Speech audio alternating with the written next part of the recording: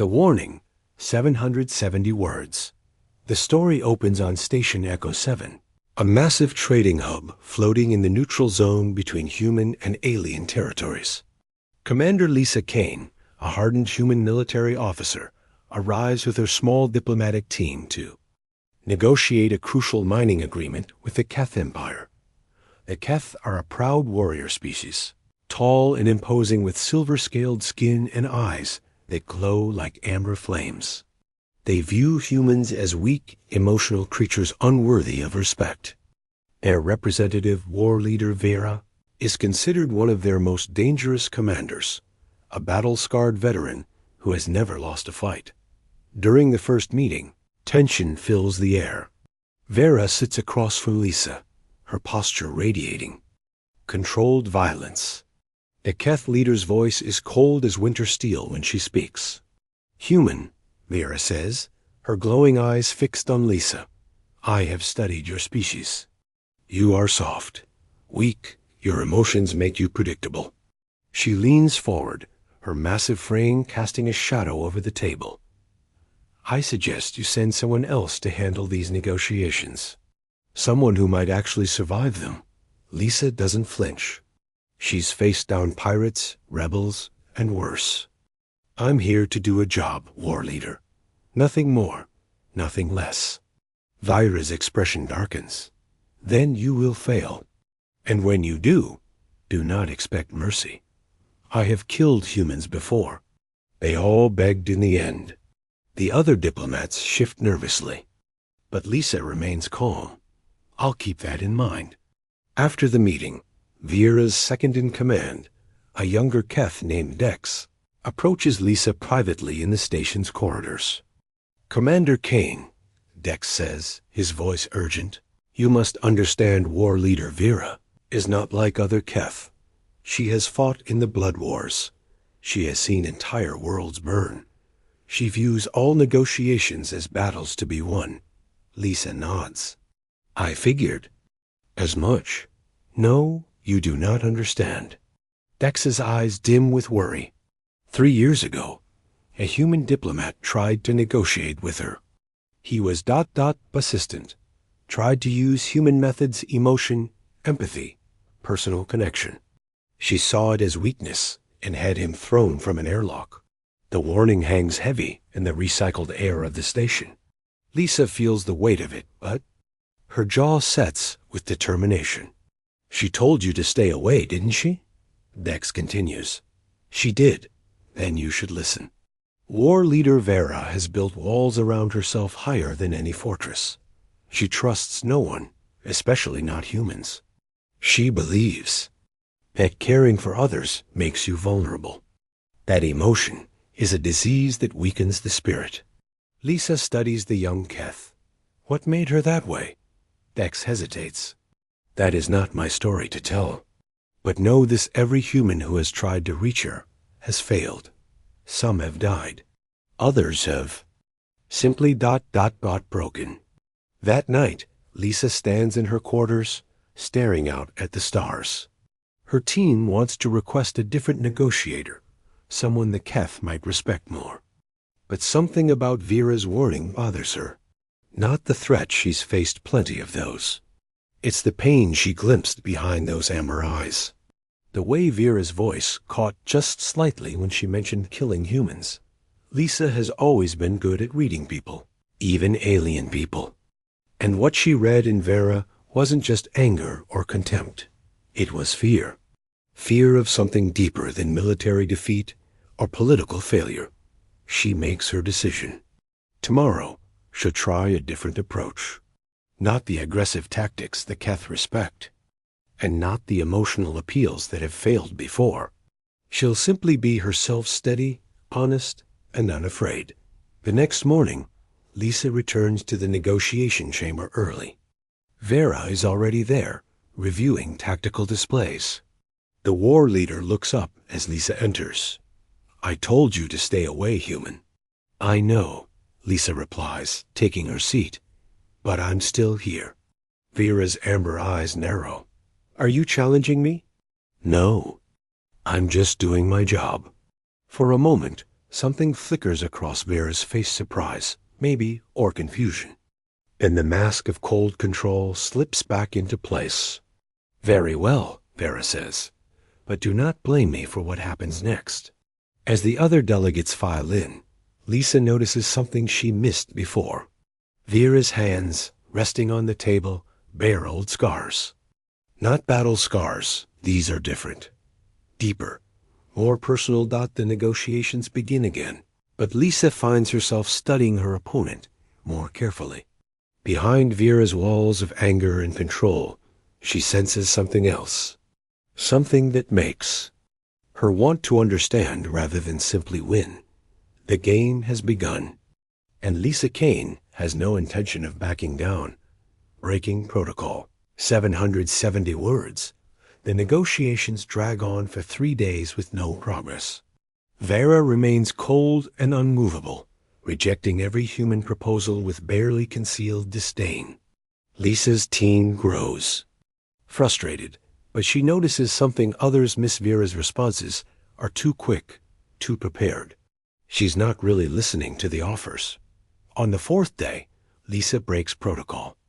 Instead of presenting another formal proposal, she asks a simple question. War leader, what do you actually want from this agreement? Vera's amber eyes flash with irritation. I want what is best for my people. Something a human would not understand. Try me. The room falls silent. Even Vera's own advisors look surprised by the direct approach. Vera stares at Lisa for a long moment. You humans think you can solve everything with words, with feelings. You believe that if you just talk enough, care enough, you can fix anything.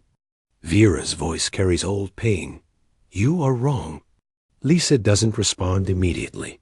She's learned that silence can be more powerful than any argument. Finally, she says, You're right. Words don't fix everything, but they're still better than nothing. That afternoon, Lisa finds Vera alone in the station's observation deck, staring out at the stars. The war leader doesn't acknowledge her presence. Dex told me I should stay away from you, Lisa says, joining her at the viewing port. You should have listened. Maybe, but I'm curious about something. You keep saying humans are weak, but you seem to know a lot about us, more than most, Keth. Vera's jaw tightens. Know your enemy. Basic strategy. Is that what we are? Enemies? For the first time, Vera looks directly at her. What else would we be? Lisa considers the question. I don't. No, but I don't think you're as sure as you pretend to be. Vera turns back to the stars. You are persistent. Like the others. What others?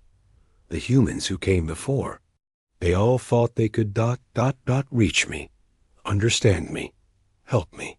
Vera's voice grows bitter. They all failed. Lisa nods slowly.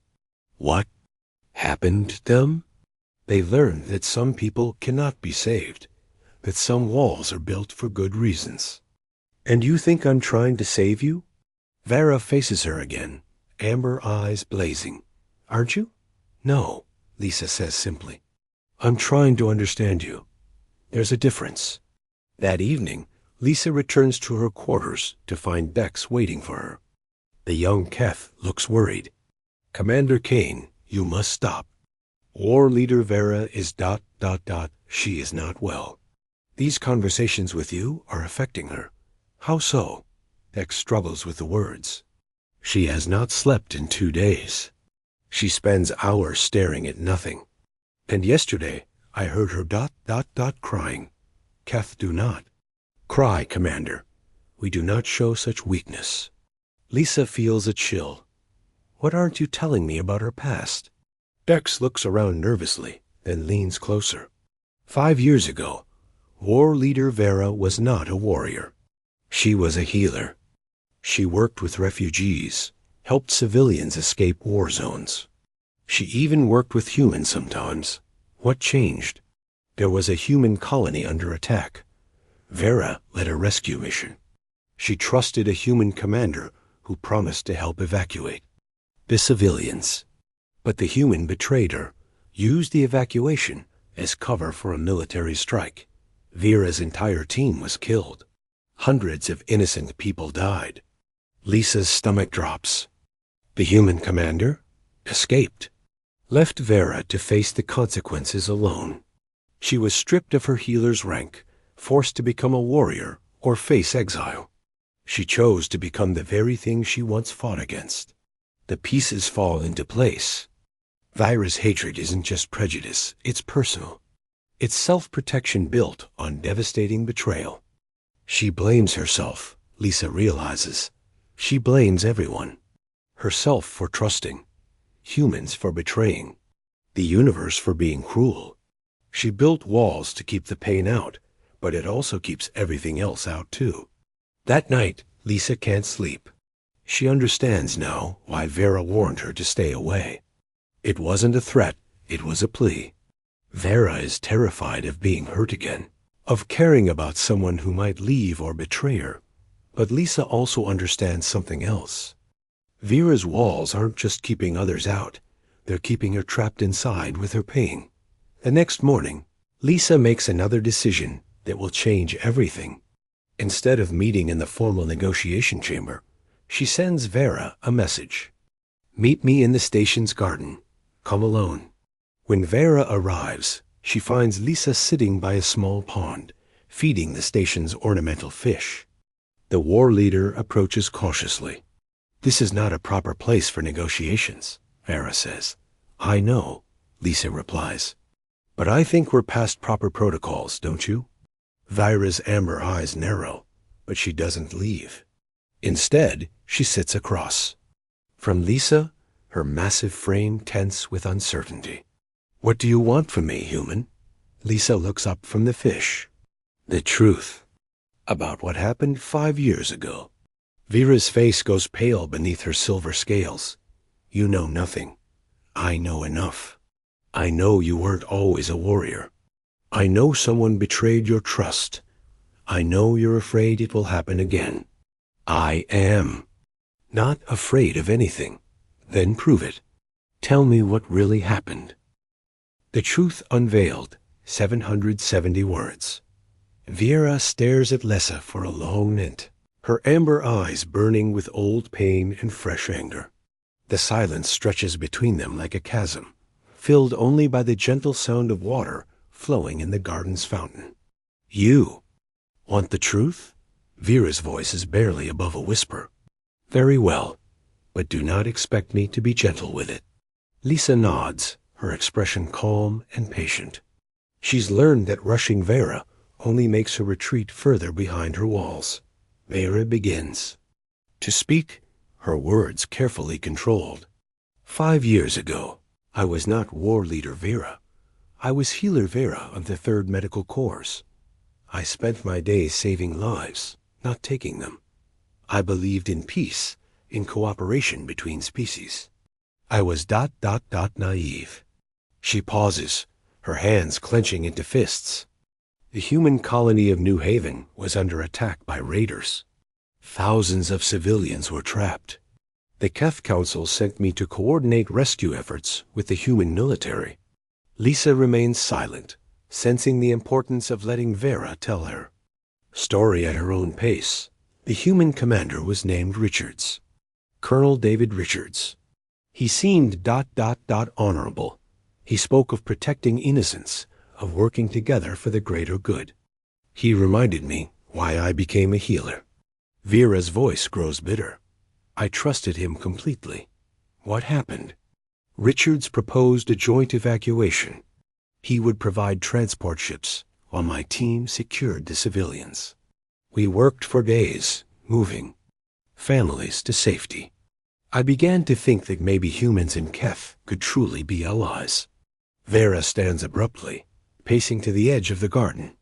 On the final day, we were evacuating the last group, mostly children and elderly. Richard suddenly changed the plan. He said his sensors detected enemy ships approaching, that we needed to evacuate immediately. Lisa watches Vera's reflection in the pond's surface, seeing the pain etched in her features. I trusted him. I ordered my team to move faster, to take risks we normally wouldn't take. We loaded the transports beyond safe capacity. Richards assured me his ships would escort us to safety, but they didn't. No. Vera's voice breaks slightly. The moment we launched, Richard's fleet opened fire. Not on us, on the colony below. The approaching enemy ships were actually his reinforcements. The entire evacuation was cover for a military strike. Lisa's blood runs cold. He used you. Worse, he used the children.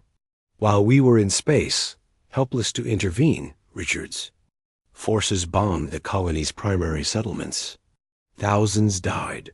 But the worst part, ... Vera's voice becomes almost inaudible. The transport ships were sabotaged. Richards had planted explosives in the life support systems. Dear God. I watched. 300 innocents die in the vacuum of space. Children calling for their parents. Elderly Keth, who had survived wars and plagues, dying because they trusted me to protect them. Vera's shoulders shake with suppressed emotion. I could only save 47 people. 47 out of 300. Lisa feels tears sting her eyes. Vera, it wasn't your fault, wasn't it? Vera spins around, her amber eyes blazing. I was the one who trusted him. I was the one who believed his lies. I was the one who led those innocents to their deaths. You were betrayed. That's not the same thing as being responsible. Tell that to the families who lost their children. Tell that to the council who stripped me of my healer's rank. Tell that to the nightmares that wake me every night. Lisa stands, slowly moving closer to Vera. Is that why you became a warrior? To punish yourself? I became a warrior because I learned the truth about the universe. There is no peace. There is no cooperation. There is only strength and weakness, predator and prey. Richards taught me that caring for others makes you vulnerable. That trust is a luxury the strong cannot afford. So you built walls. I built fortresses. I made myself into something that could never be hurt again. Never be betrayed again. Never trust again. Lisa takes another step closer. But you're still hurting. I am surviving. That's not the same thing as living. Vera's composure finally cracks. And what would you have me do? Open my heart again? Trust another human? Risk more innocent lives on the chance that this time will be different? No, Lisa says quietly. I would have you forgive yourself. The words hit Vera like a physical blow. She staggers backward, her amber eyes wide with shock. Forgive myself? For what I did? For the lives I failed to save? For believing in something good? For trying to help? For being the kind of person who would risk everything to save strangers? Lisa's voice is gentle but firm. Richards was a monster. The people who died were victims. But you, Vera, you were a hero who got betrayed. That's not a sin to punish yourself for.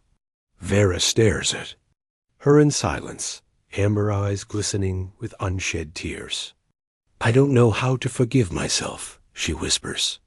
Then let me help you learn. Walls coming down, 770 words. The days that follow are unlike anything either of them expected.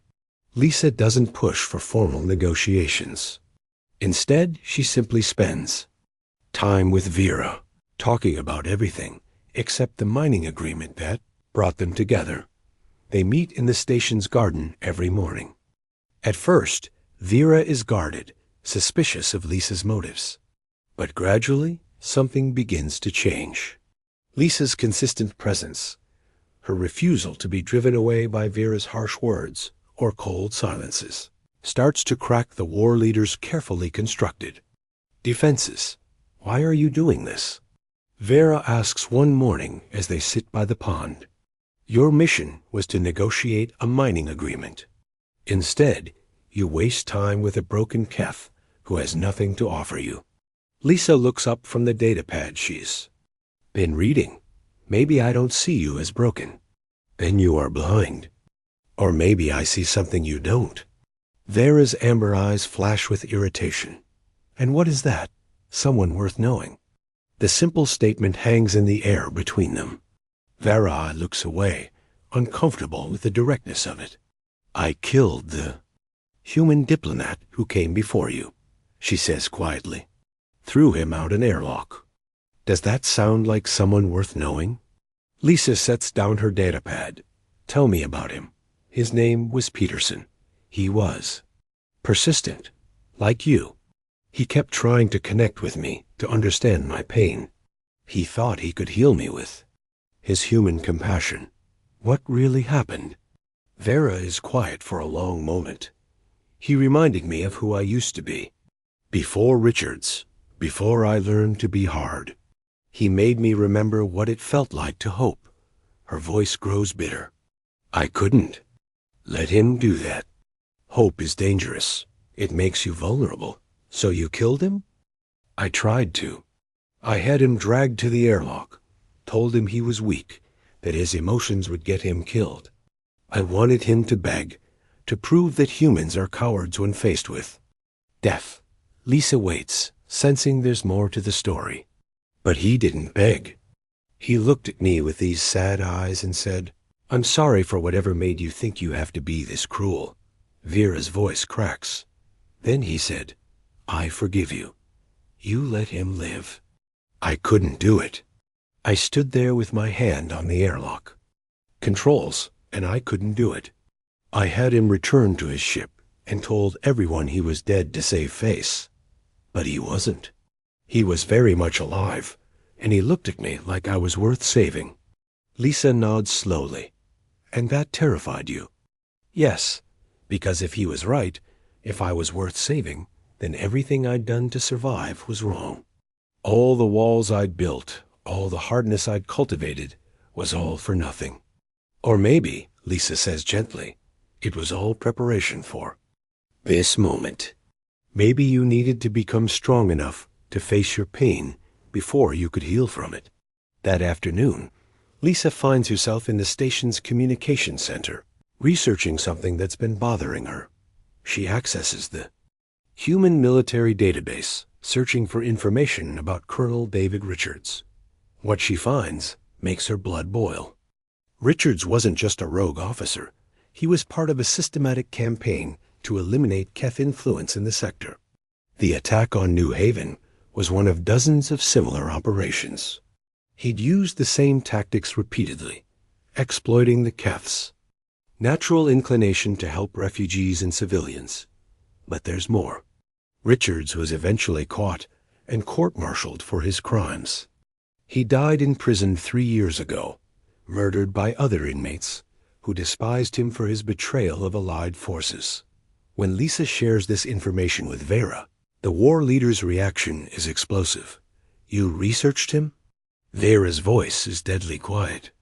You went behind my back? I wanted to understand what happened. I wanted to know who we were really dealing with. We? There is no we, human. There is you, pursuing your mission, and me, trying to survive your interference. That's not true, and you know it. Vera stands abruptly, her massive frame radiating anger. You are just like him. Just like Richards.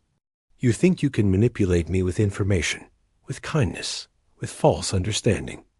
I'm nothing like Richards. No? Then why do you keep pushing? Why do you refuse to leave me alone? What do you want from me? The question hangs between them like a challenge. Lisa realizes that everything depends on her answer. If she says the wrong thing, Vera will retreat behind her walls forever. I want you to trust me, Lisa says simply. Not because I'm human, or because I'm a diplomat, but because I care about you. Because I see who you really are, beneath all that armor you wear. And who am I? You're the healer who risked everything to save strangers. You're the person who couldn't kill Peterson because your heart wouldn't let you. You're someone who's been carrying guilt that isn't yours to carry. Vera's amber eyes fill with tears she's held back for 5 years.